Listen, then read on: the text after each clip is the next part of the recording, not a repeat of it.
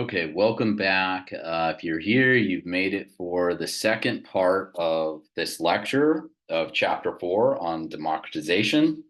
Um, we're going to dive into things here for the second half on parliamentary systems, the executive legislative fusion. These are systems where the executive and legislative branches are fundamentally fused. No separation of powers here. Okay. We're combining these two. The executive is elected by the legislature and is often a member of it and remains so during their time in office. So the United Kingdom has a saying that their prime minister is first among equals, which is highlighting this idea that they may lead the cabinet, but their power is formally equivalent of any member. And so at the end of the day, the prime minister's vote counts the same as any other member of parliament. To become the prime minister, a candidate has to receive a majority of the parliament vote. PMs seldom have term limits and can remain in office as long as a majority of the parliament continues supporting them. These are often built around coalition governments. Israel is seen as an example of this as well. But if they wind up losing this majority support, the legislature can easily replace them.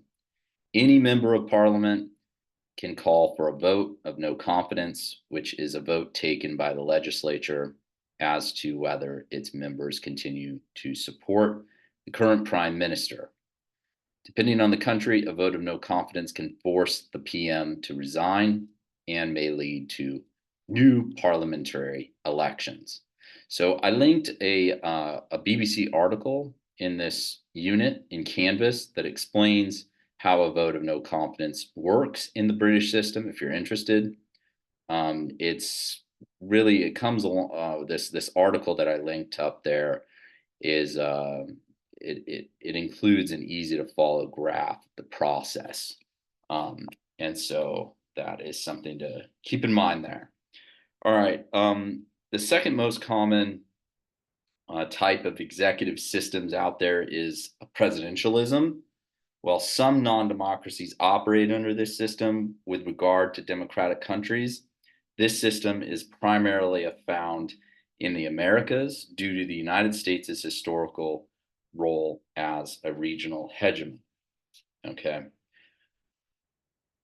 Um, Here we have presidents that are directly elected by the voters. And of course, under our system, we have an electoral college, which each state, based on its population, is given a number of electoral votes. Um, and I'm not going to get into that right now, but that's sort of, I hope that that's very clear to all of you. Sort of just taking our own country as an example here when we're putting it up against other countries and states. Um, but they're these presidents that are directly elected by the voters, and so they have an equal claim as the parliament has to having a public mandate, legitimizing their power.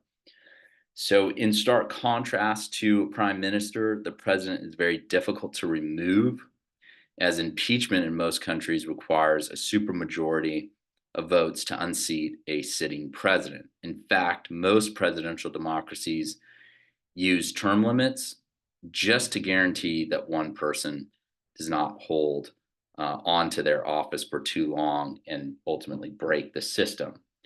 So for us, it's obviously 2 terms, 4 years.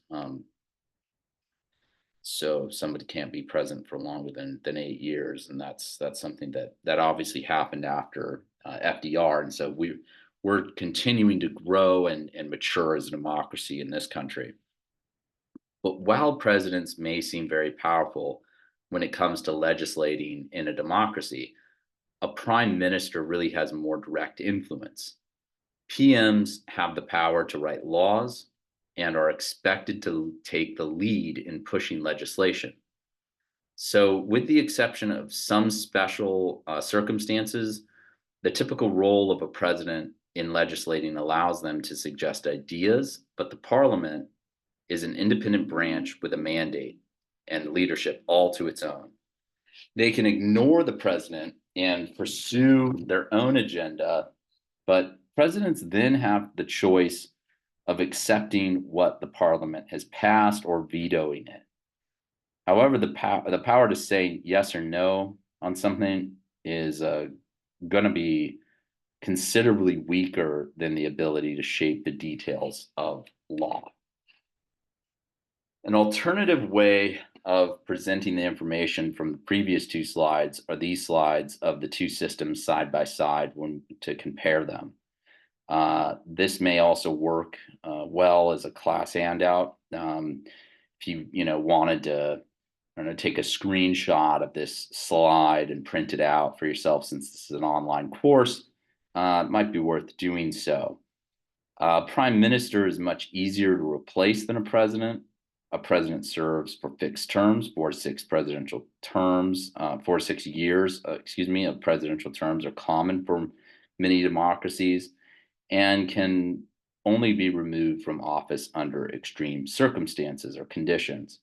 In the United States, impeachment requires a majority from the House to open an investigation. That's where that starts, followed by a 2/3 vote from the Senate, which is a really difficult bar to overcome, and to actually remove the president from office.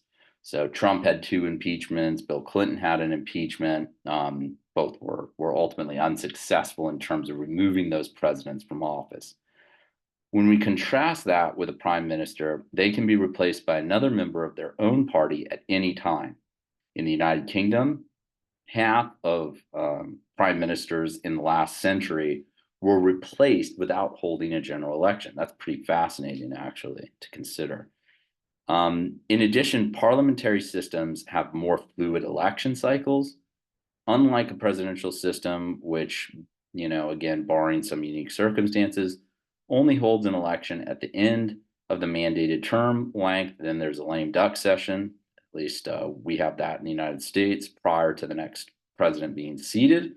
If there's a change in power, parliamentary systems may also hold an election if the parliament passes a vote of no confidence or if the prime minister calls for new elections.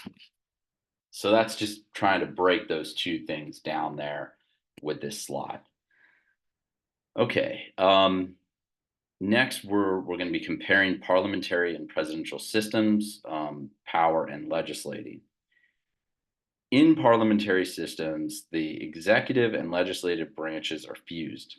Again, meaning that the prime minister is both head of government and therefore an executive office, as well as a member of the legislature.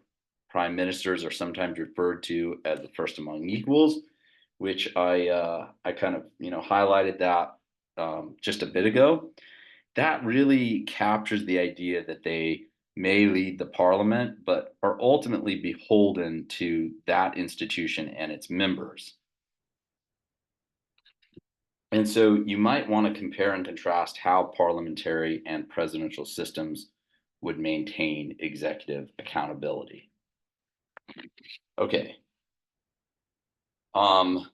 Semi-presidential systems. Remember, we used France as an example of this one. If we go back to our slide right here, semi-presidential system. So we're getting to the end of this, the 3 types of executive designs. All right. Again, the state of France developed this system of executive rule in their 5th republic. That was their 5th attempt at a democratic constitution. And it places the president in a lead role with a prime minister as a supporting figure. However, if conflicts wind up emerging, especially if the offices are held by different political parties, there can be some real challenges to overcome. While the semi-presidential system may seem like the best of both worlds, this has a really poor track record when we're looking at the evidence of it. So even in France, the model country for semi-presidentialism, citizens sometimes refer to their president as the Republican monarchy. In fact, out of the ones that have mentioned here, as far as only France and Taiwan, those are democratic out of all of them. As of 2020, Mali, Sri Lanka, and Russia are all non-democracies, and they have semi-presidential systems. So you can't find a whole lot of democracies within this particular system, but I am highlighting the French example. It is a country to pay attention to, as well as Taiwan. But some democracy scholars argue that semi-presidential systems may be prone to greater democratic failure. They're a little bit weak in that vein. They point out that semi-presidential systems may set up a country for political deadlock and policy polarization, which can then trigger political conflict. Got a lot of polarization here in the United States as of late, a lot of tribalism, in fact. And so when we look at this system, the heart of it is that they're really lacking the separation of powers that keep a president from becoming a dictator and the ease of executive removal, which keeps prime ministers in parliamentary systems in check.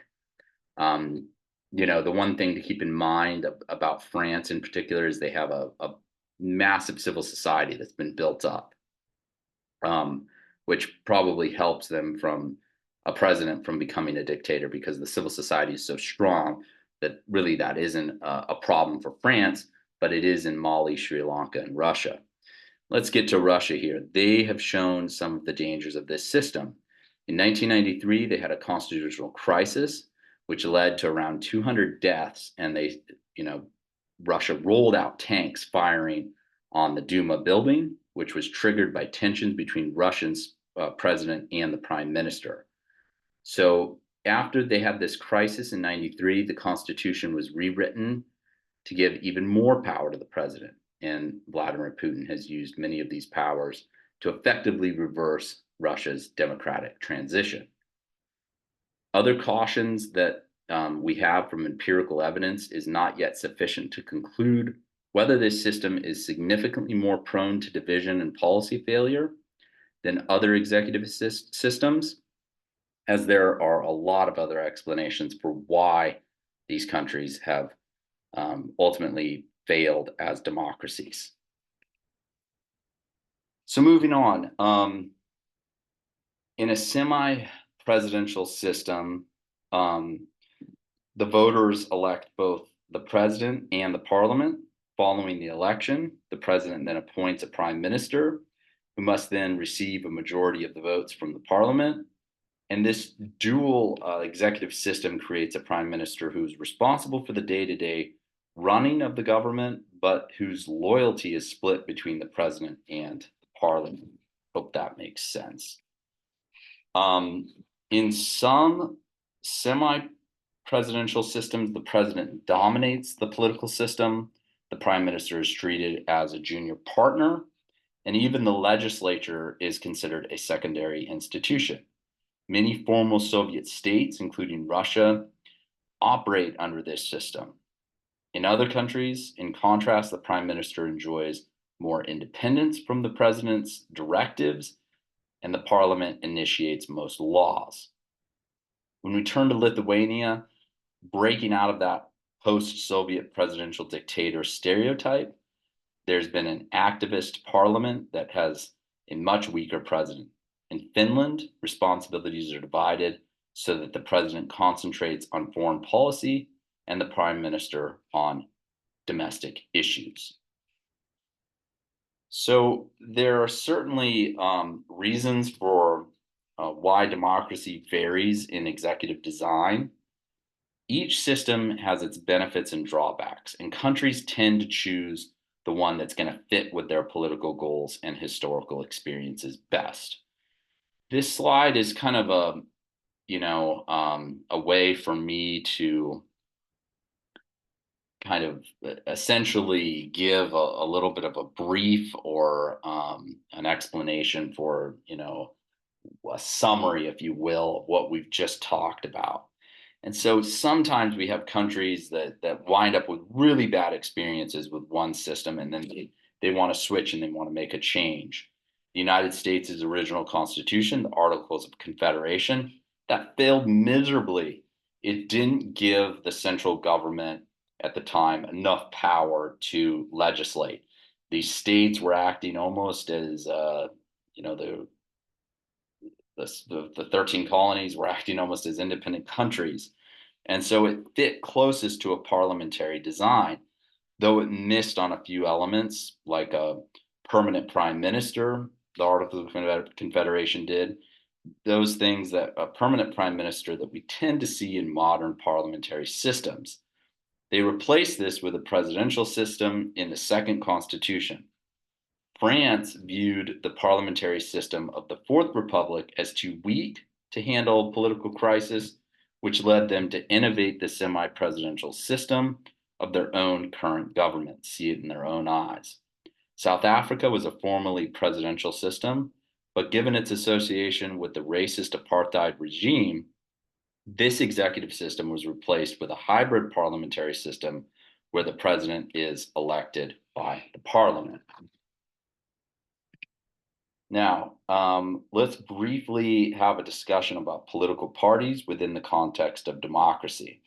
Political parties are key to pretty much any democracy.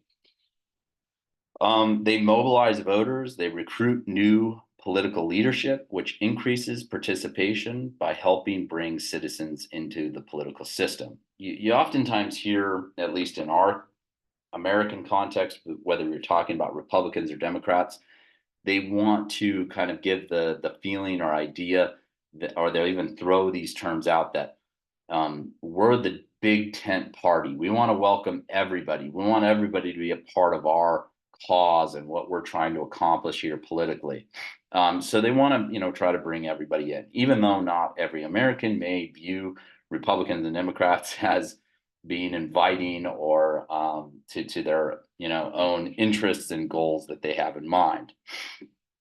But during elections, parties are articulating an ideology and presenting policy goals, thereby offering voters a choice between different candidates and then promoting that competition. Once they're in government, political parties help organize factions in the parliament and other branches. They help to ease the policymaking process. And finally, when these governing parties are seeking re-election, voters can decide whether they want to reward or punish them for their actions so far by either voting them back in or out of power, which further sort of ensures that representation among accountable to voters.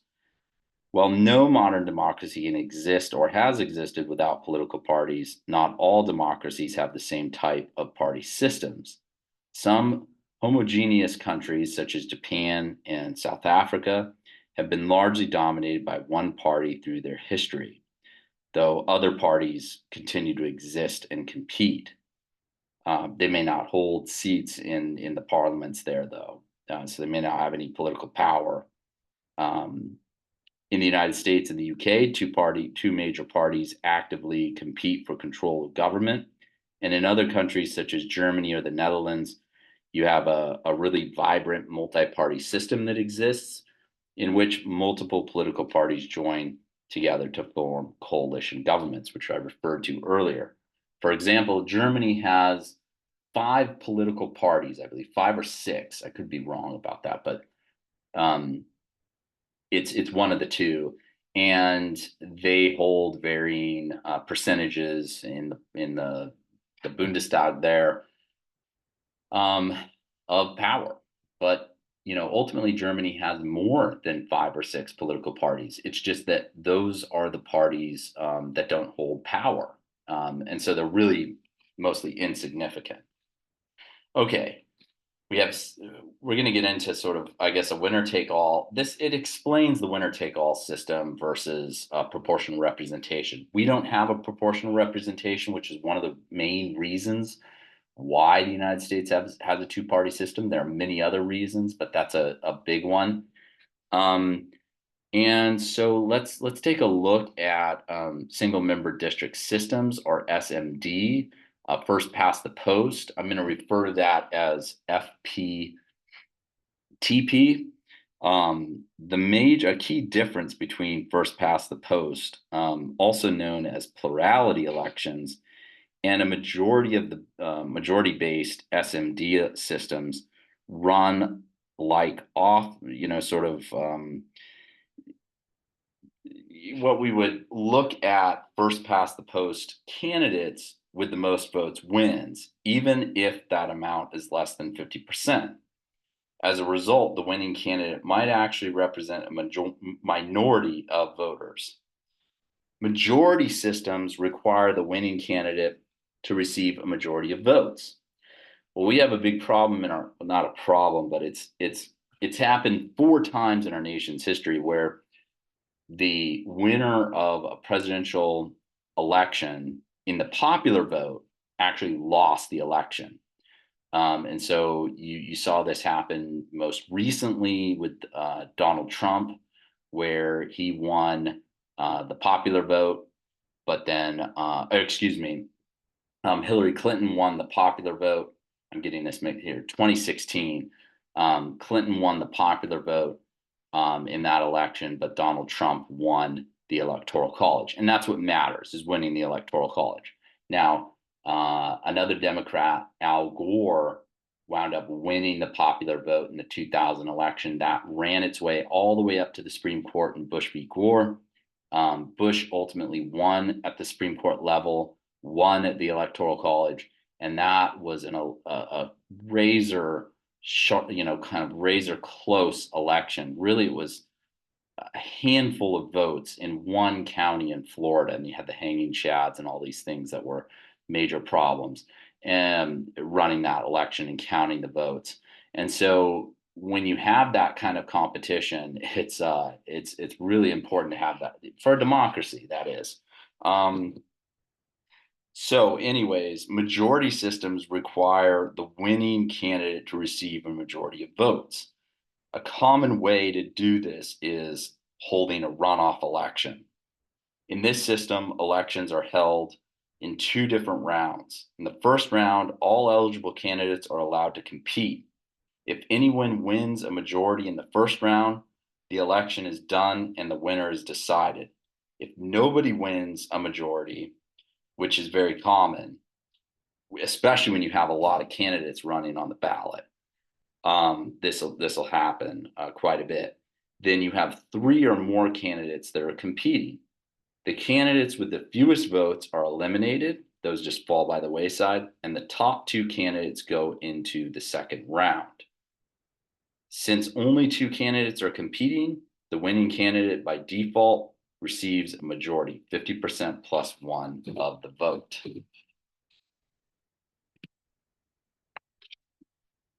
Okay.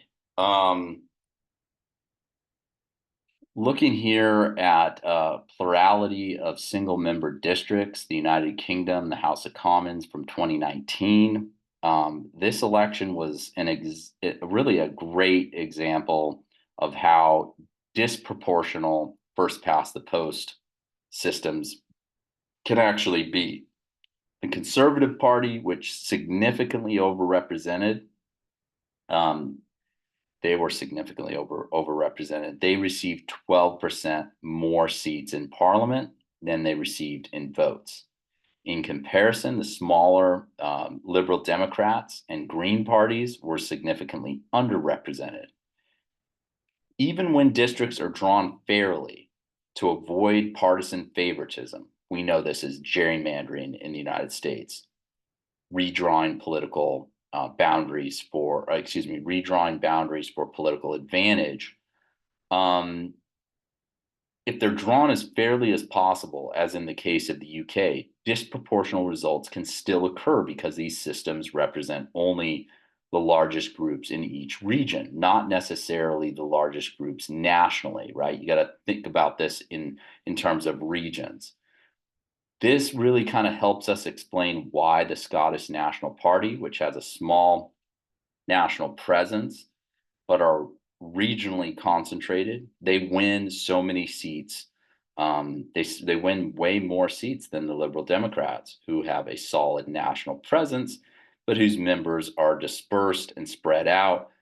in various pockets of the United Kingdom. Okay, so disadvantages and advantages. We can compare proportional representation with majority plurality systems. A majority system is fairly easy and straightforward to understand, mostly because it describes the elections that the United States is under. So we're fairly familiar with this process and how it affects the outcomes. It's certainly a main driver of why we have a two-party system. I referred to that earlier, right? Given that our elections are in that winner-take-all fashion. The final aspect that we need to discuss in this unit, I believe this is the final aspect, it is the referenda and initiative. I talked about this kind of at the beginning of the lecture in part one. In modern democracies, most policies are made through indirect democracy. When we have many democracies allowing elements of direct democracy, such as the referendum and initiative votes, we can have that.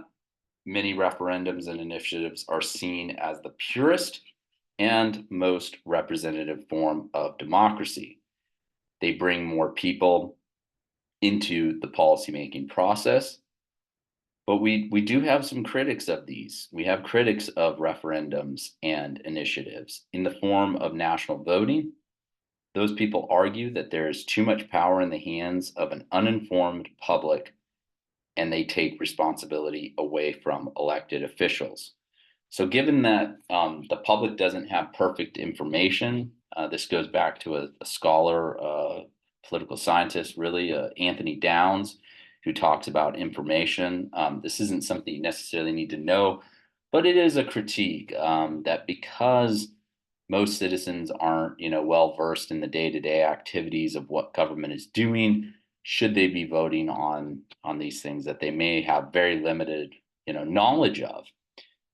It takes a well-informed citizenry to really make the elements of direct democracy work and to work well. If citizens aren't reading the newspapers, aren't paying attention to the news, aren't engaged with the problems of the day, they're going to have a really difficult time voting on ideas that are going to legislation that's going to affect their everyday life. And the individuals who have crafted these initiatives and referendums, they really do it in a way that makes it very confusing. Yes and no votes for these aspects. When you vote on an initiative, a yes vote can sometimes mean no.